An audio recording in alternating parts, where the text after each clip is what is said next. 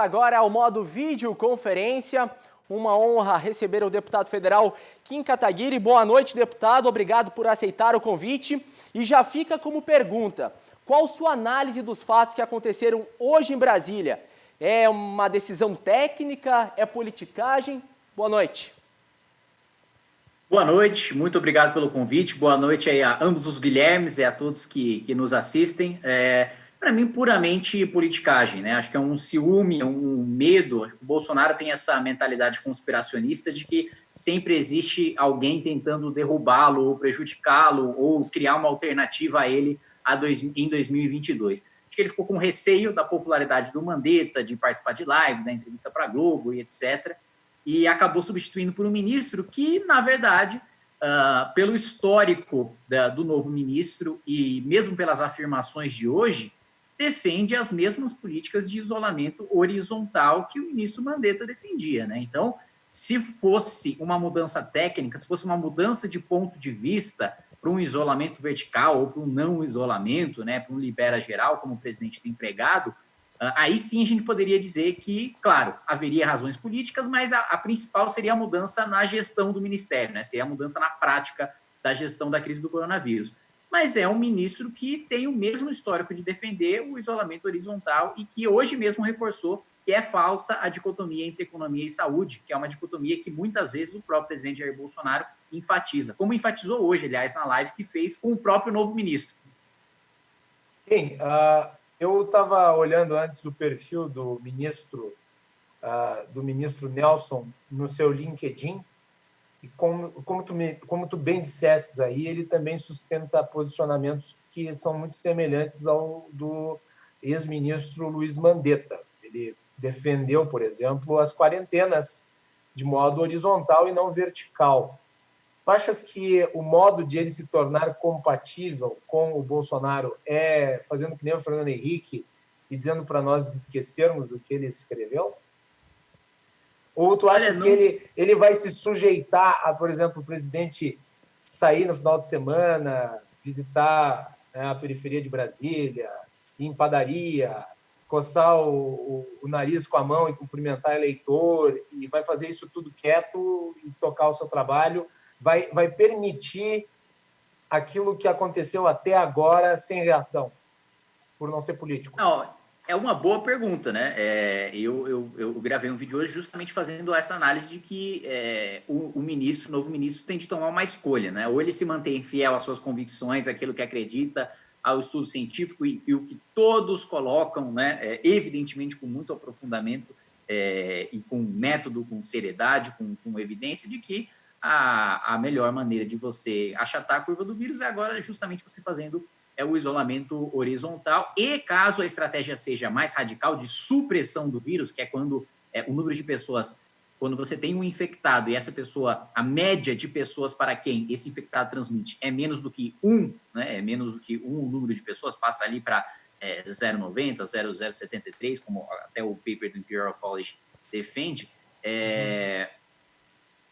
ou ele se mantém fiel, né, a isso que ele sempre defendeu, ou ele muda completamente a narrativa e abandona aquilo que acredita para se manter no cargo, né? E não seria nem o primeiro nem o último ministro a mudar de discurso e de, aspas, convicções para se manter no cargo de ministro. Por enquanto, né, é claro que é extremamente cedo para afirmar, mas ele não tem dado sinais de que vai abandonar aquilo que defendeu, né? Acho que ele reforçou que não existe dicotomia entre saúde e emprego e economia, e que a melhor maneira de lidar com o problema agora é com o isolamento horizontal, e ele mesmo tem focado bastante na questão dos dados, né? Sempre trabalhar com dados concretos, com dados científicos, é uma coisa que ele repetiu muito hoje, tanto no pronunciamento dele como na live, depois que ele fez com o presidente da República. Então, por enquanto, ele não dá sinais de abandonar sua convicção. Então, pode ser que ele esteja querendo aí se sujeitar ao presidente, contrariá-lo publicamente, e talvez uma mudança de postura que a gente pode esperar desse ministro seja ele não conceder entrevistas para a Globo, né, que é um veículo odiado ali pelo presidente da República, e que ele não participe de lives de cantores sertanejos, nem de buscar, nem de aceitar nenhum tipo de outra visibilidade que não seja uma visibilidade extremamente atrelada ao presidente, né? Como, na minha opinião, a motivação do presidente da República de trocar o ministro foi de ciúme ou uma razão meramente eleitoral, politiqueira, o ministro sendo subserviente ao presidente, mesmo sem mudar a política na prática, né, a política pública de isolamento horizontal, basta para ele se manter no cargo. E me diga uma coisa, Kim, não acha meio contraditório o presidente fazer uma manifestação junto com o seu novo ministro, passando que uma diretriz basicamente impossível, porque o Bolsonaro tem essa fixação na flexibilização das quarentenas, mas logo depois admite que não pode fazer muita coisa a respeito, visto que o Supremo Tribunal Federal definiu que quem decide sobre quarentenas são os governadores. O que dá para fazer a respeito em termos de estratégia política federal se a decisão do Supremo protege os governadores de intervenções da União? Não é uma coisa meio impossível da parte dele?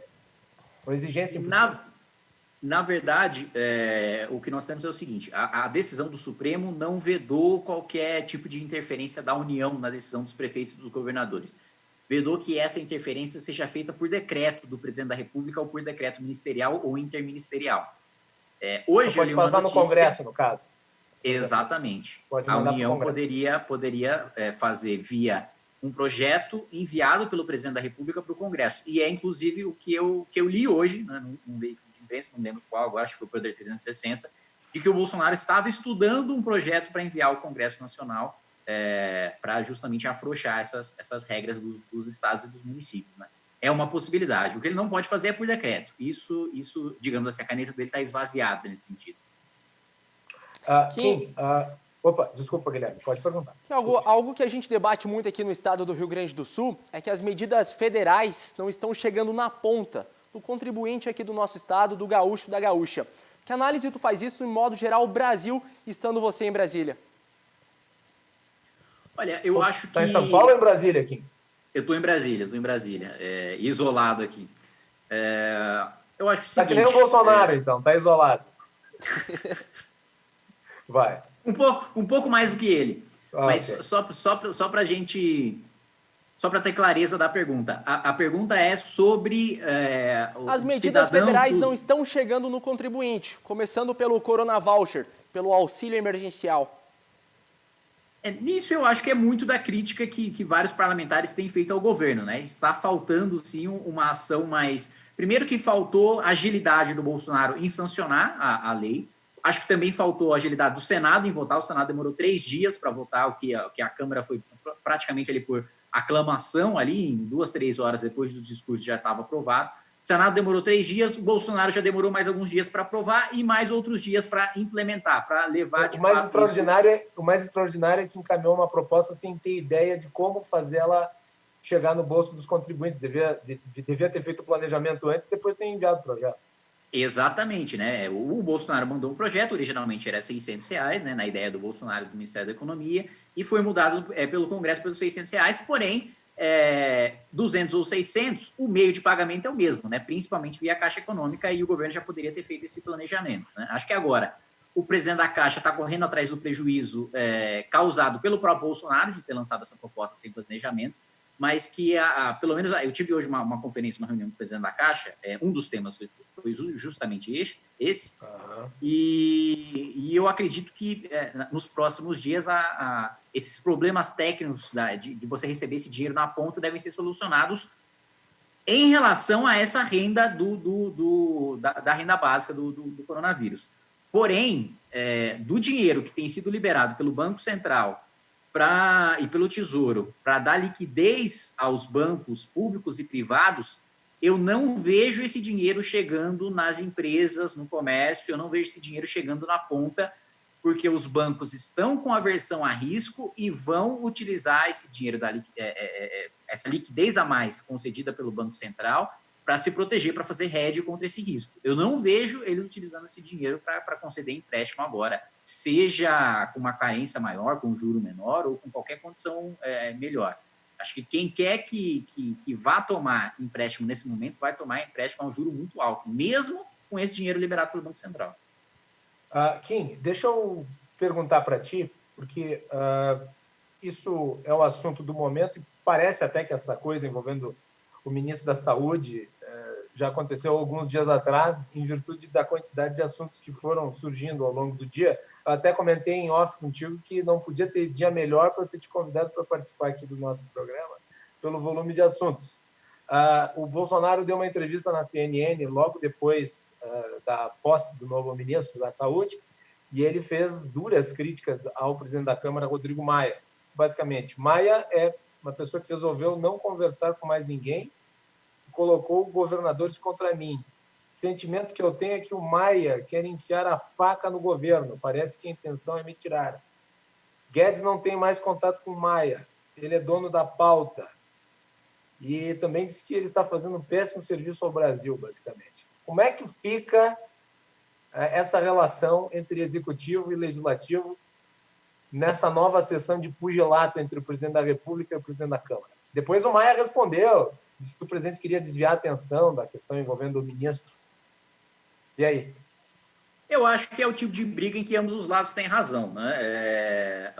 O presidente Bolsonaro foi, sim, extremamente irresponsável, né, em demitir um ministro da Saúde no meio de uma pandemia. A gente sabe que para você reestruturar um ministério, né, a troca de comando do ministério, leva aí pelo menos alguns dias, se não semanas, e nós não temos esse tempo para gastar justamente no poder público, no momento, aliás, em que o poder público precisa ser mais veloz nas suas respostas e, inclusive, a Câmara tem trabalhado nesse sentido, e agências reguladoras até têm trabalhado no sentido de dar respostas mais rápidas, né? A própria Anvisa está sendo obrigada, aí, por projeto aprovado pelo Congresso, a aceitar e a viabilizar a importação e a comercialização de insumos do combate ao coronavírus que tenham sido aprovados por outras agências, como a agência japonesa, o FDA americano, a agência europeia, a agência chinesa.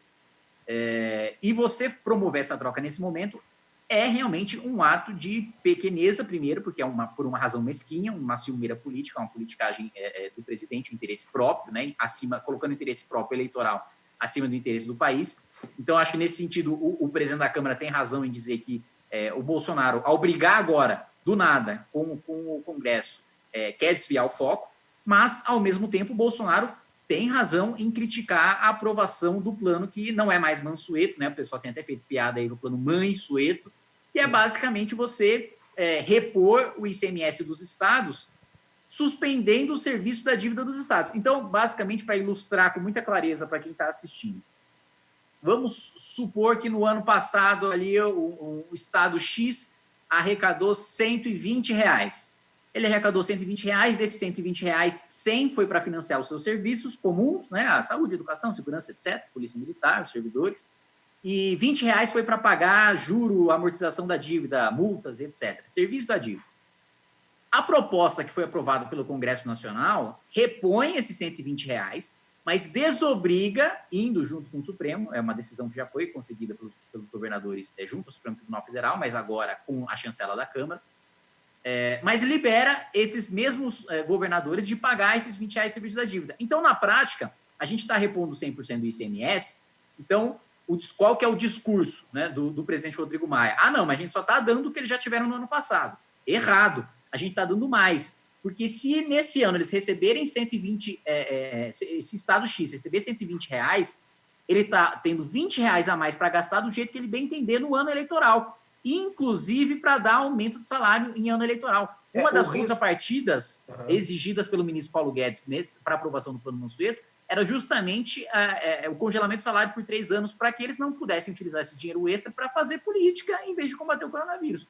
E isso não foi atendido. Né, Kim? Porque nós estamos numa situação que é, obviamente, extraordinária. É preciso, sim, de recursos, auxílio, apoio.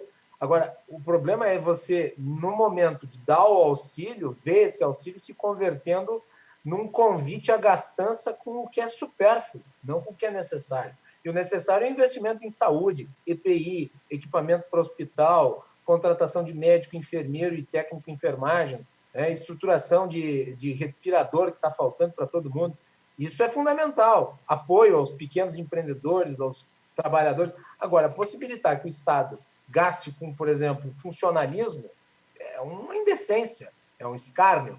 E daí a reclamação faz sentido. Agora, tu não achas que esse comportamento beligerante não atrapalha a condução de uma concertação no sentido de convencer, porque o executivo não tem apenas o papel de lançar projeto, o executivo tem, sobretudo, o papel de convencer os parlamentares da importância daquilo que está sendo proposto e, junto com eles, até aprimorar ou, eventualmente, se tem algum exagero, algum excesso, diminuir, atenuar aquilo de maneira a ser possível a sua implementação. Agora, eu não vejo isso sendo feito. Eu vejo está aqui, vocês têm que aprovar, e se não aprovar, vocês são inimigos do país e ainda briga com todo mundo.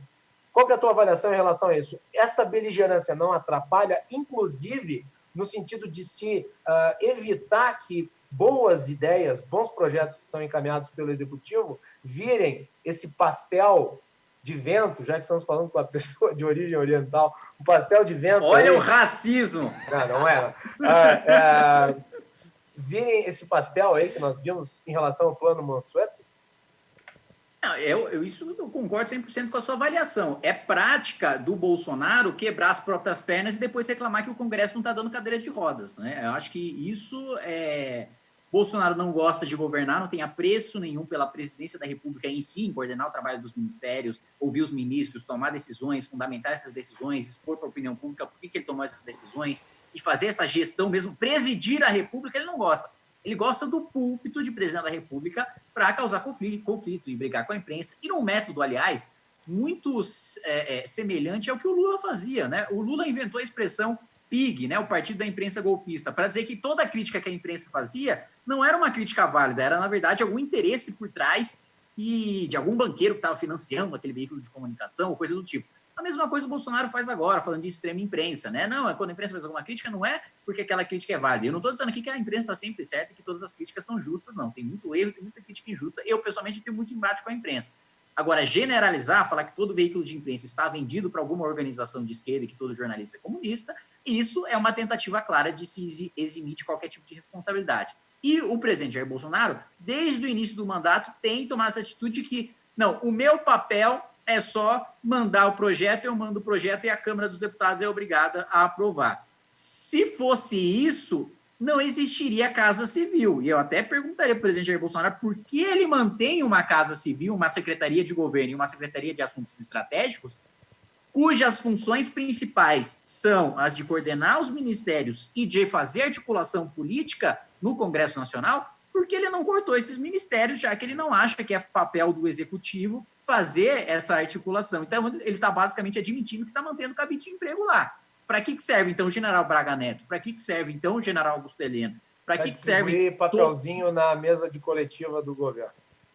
Pois é, então ele transformou a Casa Civil num parquinho para marmanjo andar de FAB e ser chamado de excelência, né? Então, sim, ele tem a responsabilidade, tem culpa em criar esse clima de guerra e, como eu disse, ele mesmo tem essa prática de quebrar as próprias pernas e depois culpar o Congresso de não dar a cadeira de roda, e isso não ajuda na solução do problema, porque se ele estuda agora um projeto de lei para afrouxar a quarentena, como é que ele espera que esse projeto vá prosperar depois com o Congresso Nacional? Ele pode ter o melhor ministro da Saúde do mundo, o melhor planejamento para retomar a economia do mundo. E eu sou a favor de um planejamento para retomar a economia, como vários países têm estudado isso. Agora, não dá para esperar que isso vai ser feito se ele não tem o apoio do Congresso Nacional e se ele não faz questão nenhuma de ter esse apoio. Parece que ele quer ficar com o discurso. Ele quer ficar com o discurso de que ele mandou a proposta, foi boicotado pelo Congresso, então...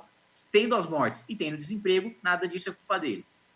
Muito bem. Kim, olha, muito obrigado por ter atendido ao convite para participar essa noite aqui do nosso programa e te deixo com a última palavra. Bom, primeiro agradecer aí o convite, dizer que a gente está realmente num momento muito difícil do país, porque, como eu disse, a gente tem um presidente da Câmara que age também de maneira irresponsável, aprovando uma pauta ali, um cheque em branco para os governadores não se preocuparem com a arrecadação, e a gente manter o nível de arrecadação dos governadores. Aliás, nós estamos aumentando a arrecadação dos governadores num momento de crise. Mas peraí, se a União vai arrecadar menos, se os estados vão arrecadar menos, de onde é que vai sair o dinheiro para os governadores gastarem mais? Evidentemente, do bolso do mais pobre. A gente vai se endividar, né? Ou então a gente vai imprimir mais dinheiro, né? E se a gente for imprimir mais dinheiro, no nível do endividamento em que o Brasil se encontra e se encontra lá, aliás, salvo engano, ontem o governo mandou a lei de diretrizes orçamentárias, ainda não li, mas muito provavelmente já prevendo essa bomba ali, porque o Mansueto faz um trabalho competente, ele é o responsável por essa área. Mas se a gente for imprimir dinheiro com base no nosso atual endividamento, é mais fácil o Banco Central falar o seguinte: gente, a partir de hoje está valendo como dinheiro real o dinheiro do Banco Imobiliário. Você que tem um Banco Imobiliário em casa, pegue e pode utilizar todas as notas como notas reais, porque vai ser o mesmo impacto inflacionário do dinheiro valer absolutamente nada do que o Banco Central expandir a base monetária com base em diminuir juros na canetada, como alguns têm defendido. Então, estamos num momento difícil porque nós temos um presidente da República irresponsável e nós temos um presidente da Câmara igualmente irresponsável, não pensando no futuro do país, mas simplesmente em endividar a população para que os governos gastem mais nesse momento de eleição, e o presidente da República também pensando também só nas próximas eleições, em detrimento da saúde pública, em detrimento de vidas humanas. Justamente em razão de tudo isso, é tão importante o papel de imprensa, de sociedade civil organizada e de parlamentares independentes de manter o senso crítico e a racionalidade do debate para que a gente não se deixe levar nem por aqueles que querem sabotar o país a todo custo para prejudicar o presidente da República, nem pelo próprio anseio do presidente da República dele mesmo sabotar o país para garantir as próximas eleições e se fazer de vítima no futuro. É isso. Muito obrigado. Obrigado, Kim. Um abraço.